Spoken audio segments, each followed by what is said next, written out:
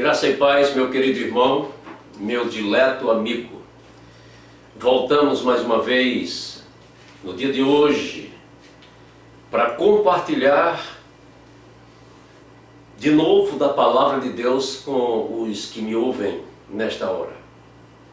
Essa palavra que nós não podemos jamais abrir mão dos seus ensinos. Essa palavra que nós, ao meditarmos nela, nos tornamos fortes para a vida, ainda que as circunstâncias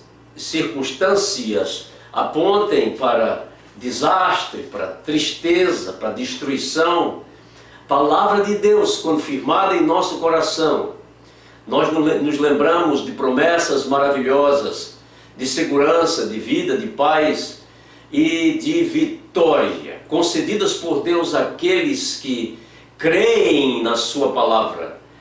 É exatamente o que Jesus nos diz, que aqueles que ouvem as suas palavras e vivem o que as suas palavras ensinam, vão ser considerados como pessoas que construíram a sua casa sobre a rocha. A palavra de Deus nos faz firmar os pés na rocha, rocha inabalável, que não se destrói, que não se acaba, mesmo que os abalos sejam grandes. A palavra de Deus nos mantém firmes e vitoriosos. Eu sou o pastor Melquisedeque, pastor da Igreja Batista Canaã em Araguaína, e tenho o maior prazer de me comunicar por aqui com os meus amigos, com os meus irmãos nesta cidade, em outras cidades do Brasil e até fora do Brasil, para os quais eu continuo a enviar essa porção maravilhosa da palavra de Deus que consola e salva a todos que creem em Cristo pelos seus ensinos. Meus amados, eu quero ler um texto hoje que vem do livro do profeta Samuel, no capítulo 16. Foi nesse capítulo, essa passagem que irei ler, foi quando Deus mandou Samuel sair e ir até a casa de Jessé para ungir um dos seus filhos como rei de Israel. E Samuel ficou entusiasmado, porque a imagem de Saul era uma imagem, por exemplo, o rei Saul, era uma imagem que chamava atenção. O homem era alto, musculoso, de um porte físico que não podia jamais ser ignorado pelos olhos daqueles que o viam. Os seus ombros eram largos, a sua estatura era exatamente superior a todos os cidadãos de Israel que o viram com seus olhos e se animaram e se alegraram porque eles queriam um rei para governar sobre eles. Chegou o final do reinado de Saul. E Deus então pega o seu profeta Samuel e diz: Samuel, vai lá na roça, vai lá no mato, porque eu tenho alguém que eu quero que você unja como rei de Israel. E essa passagem ela é muito interessante, porque quando Samuel chega na casa de Jessé, Jessé tinha vários filhos. Então Samuel lhe diz exatamente o que ele foi fazer ali, e Jessé começa a passar os filhos na frente de Samuel para ver quem seria escolhido por Deus para assumir o trono de Israel. E essa passagem ela é maravilhosa porque ela nos ensina algo maravilhoso. Aqui no capítulo 16, no versículo 6, sucedeu que entrando eles viu a Eliabe e disse consigo: certamente está perante o Senhor o seu ungido. Porém o Senhor disse a Samuel: não atentes para a sua aparência, nem para a sua estatura. E aí vem a mensagem maravilhosa: porque o Senhor não vê como o homem vê. O homem vê o exterior, porém o Senhor vê o coração. E é exatamente isso que eu gostaria de compartilhar com os senhores hoje, através deste canal. É que nós nos encantamos por aquilo que vemos por fora. Razão porque o povo religioso de Israel, quando Cristo Jesus veio ao mundo, Jesus criticou os escribas e fariseus, os líderes religiosos da época, por várias situações, por várias razões. E uma delas, a que Jesus Cristo se refere, está exatamente em Mateus 23, 5.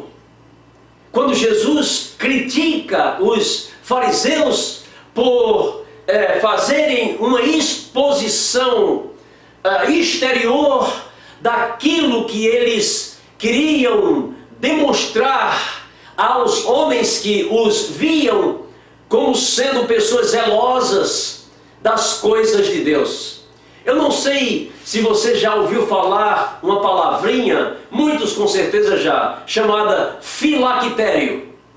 O filactério era uma pequena caixa que os religiosos, os judeus de uma forma geral, faziam, e dentro dessa caixa eles colocavam partes da lei de Moisés. E onde eles colocavam? Ora, eles atavam esses filactérios ao seu próprio corpo, bem na parte da frente. Alguns colocavam entre um olho e o outro, bem no meio da testa, para mostrar que ali eles carregavam a lei de Deus, mas carregavam de forma exterior. E Jesus os critica por isso. Ele disse: ai de vós, escribas e fariseus, em Mateus 23, 5, que alargais os vossos filactérios. Jesus está criticando esses homens porque eles estavam querendo mostrar exteriormente alguma coisa que na verdade não havia nos seus corações. Há momentos em que Jesus chega a chamá-los de sepulcros caiados, que eram lindos por fora. A imagem que eles mostravam era maravilhosa, mas ele diz: mas por dentro de vocês só existe coisa morta, só existe ossos, só existe coisas apodrecidas, exatamente como acontecem com os sepulcros. Então, hoje, dia de hoje, a data de hoje, 13 de dezembro de 2020, estamos celebrando o dia da Bíblia, o dia da Palavra de Deus. Coisa que não deve apenas ser colocada na nossa vida de forma exterior. Eu às vezes vou visitar algumas pessoas de igreja e eles estão se contentando em deixar a Bíblia aberta sobre um centro, sobre uma mesa, em alguns salmos prediletos, Salmo 91, Salmo 23, Salmo 1. A palavra filactério significa exatamente amuleto. Um objeto que alguém pega como um pé de coelho ou um olho grego para lhe dar sorte. Bom, a palavra de Deus, ela nunca teve a intenção de ser carregada debaixo do braço ou na palma da mão para que alguém pudesse ter boa sorte. A palavra de Deus nos foi dada para que seja lida, para que seja meditada, e para que essas palavras de Deus, aos poucos, vão se formando nos nossos corações como sendo um grande escudo contra os males desta vida. Como sendo um grande escudo contra os ataques do mal, contra os ataques do inferno, contra o pecado que nos rodeia e que muitas vezes tem levado irmãos e irmãs ao fracasso espiritual. O povo de Israel, que demonstrava ter uma certa intimidade e até queriam demonstrar amor pela palavra de Deus, eles guardavam essa palavra de forma exterior, pelo exterior. Quando alguém olhasse os filactérios, eles iriam saber exatamente o que estava escrito ali dentro. Geralmente, o que estava escrito dentro daquelas caixinhas, eles colocavam Êxodo 13, de 2 a 10, colocavam Êxodo do capítulo 11 ao 17, colocavam Deuteronômio 6, de 4 a 9, depois o capítulo 11, depois os capítulos 13 e 21. Se você tiver tempo, depois você dá uma olhada sobre o que falam esses capítulos. Eram mensagens que estavam do lado de fora dessas pessoas, mas não atingiam os seus corações. A palavra de Deus, escreve-nos o escritor de Hebreus, que é como uma espada de dois gumes, penetram até a divisão da alma e do espírito. É apta para descobrir o que há tanto na mente como no coração das pessoas. Essa palavra de Deus, quando acolhida em nós, pessoas mortas nos seus pecados, pessoas distantes de Deus, ela tem o poder de causar uma transformação de dentro para fora. E a razão para isto não é porque a palavra de Deus seja um livro mágico, não é porque a palavra de Deus seja um filactério, um amuleto, que você pode agarrar-se a ele e fazer dele o seu livro da sorte. Muito pelo contrário. A palavra de Deus é viva e é eficaz. Ela é viva. O Senhor Deus promete através do profeta Isaías que a palavra que sai da sua boca, pelo fato de ser viva, ela não volta vazia. Ela transforma vidas, transforma corações, ela firma os passos daqueles que estão inseguros nesta vida e ela os sustenta a fé e a comunhão com Deus.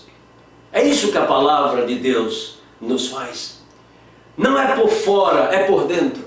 Deus já havia prometido através de provérbios, ou pelo menos dado um conselho pelo escritor de provérbios, para que nós pudéssemos escrever as suas palavras nas tábuas do nosso coração, colocarmos os seus ensinos lá dentro, amarmos os ensinos do Senhor, que nos fazem sábios, nos fazem pessoas capazes de viver neste mundo sem medo, mesmo quando o medo de outras pessoas estão ao nosso redor, mas aqueles que confiam no Senhor, eles são inabaláveis, exatamente como diz o salmista, como os montes de Sião, que não se abalam, mas permanecem para sempre. Isso é o que a palavra de Deus faz conosco. Deus já havia prometido pelos profetas que um dia Ele haveria de escrever a sua palavra nas tábuas do nosso coração. A ponto de Jeremias escrever no capítulo 31, versículo 24, não ensinará cada um ao seu irmão dizendo, conhece o Senhor, porque todos me conhecerão. Sim, e como é que isso se daria? O Senhor Jesus Cristo, Ele nos fala, antes de partir, fala à sua igreja, que Ele vai enviar o Consolador, referindo-se ao Espírito Santo de Deus. A palavra de Deus não é apenas um emaranhado de letras, uma ao lado da outra para formar palavras e frases, mas ela é viva e é eficaz, porque nela opera o Espírito Santo de Deus. A palavra de Deus, Paulo disse a Timóteo que toda a Escritura é divinamente inspirada e é apta para ensinar as pessoas. O Espírito Santo de Deus veio, mandado pelo Cristo, o Filho de Deus que voltou ao Pai, para que a sua igreja não ficasse órfã. E nós pudéssemos ter condição de, ensinados e guiados pelo Espírito Santo, podermos pregar a palavra livremente. E então o Espírito fazer o trabalho que precisa ser feito no coração de muita gente, de familiares, de filhos, de amigos, de patrões, de empregados. A palavra de Deus nos é dada e ela é auxiliada, trabalhada pelo próprio Espírito Santo de Deus no coração do homem e da mulher, sedenta, faminta, da justiça, da verdade e da própria vida que Deus oferece a pessoas que necessitam dele. O apóstolo Paulo, escrevendo em Efésios, no capítulo 13, ele diz que aqueles que creem em Deus, eles são selados pelo Espírito Santo da promessa. Esse Espírito Santo que Jesus Cristo nos prometeu quando ele ainda estava com a sua igreja. No capítulo 15 de João, ele nos ensina, o Senhor Jesus, ele diz, o Espírito da verdade, ele vos guiará a toda a verdade, porque não falará por si mesmo, mas dirá tudo o que tiver ouvido, e vos anunciará as coisas que hão de vir, o futuro. O Espírito Santo de Deus No versículo 26 do capítulo 14 de João, Jesus diz: mas o Consolador, o Espírito Santo, a quem o Pai enviará em meu nome, esse vos ensinará todas as coisas e vos fará lembrar de tudo o que vos tenho dito. Palavra de Deus, ela é comemorada por aqueles que a amam. A palavra de Deus é comemorada por aqueles que aceitam Jesus Cristo como Senhor e Salvador das suas vidas. Não é apenas um ato isolado ou um ato sem nenhum significado. Há muito significado nisso. Porque no dia em que você abre o seu coração para Jesus Cristo, o Espírito Santo de Deus que mora, que vive e que leva a sua igreja a trabalhar em nome do Deus Todo-Poderoso, pregando o Evangelho da graça e da salvação de Deus. Esse Espírito, Paulo diz também em Efésios 4, versículo 30, foste selado por esse Espírito para o dia da redenção. O dia da redenção é o dia em que o Senhor haverá de voltar para buscar a sua igreja. E somente aqueles que estão selados pelo Espírito Santo, aqueles que são trabalhados no seu interior, aqueles que têm o seu interior transformado pelo poder da pregação da palavra de Deus, selados com o Espírito Santo da promessa, então se dará conosco o que o escritor sagrado já disse, que o Senhor conhece os que são seus.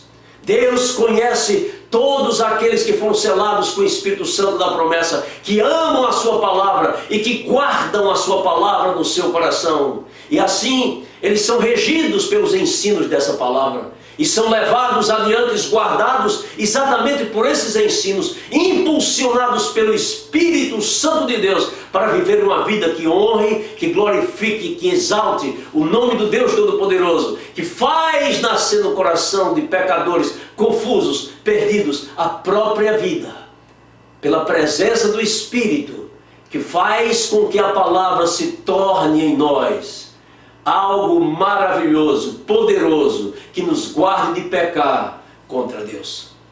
Eu quero perguntar a você, essa palavra já reside no seu coração?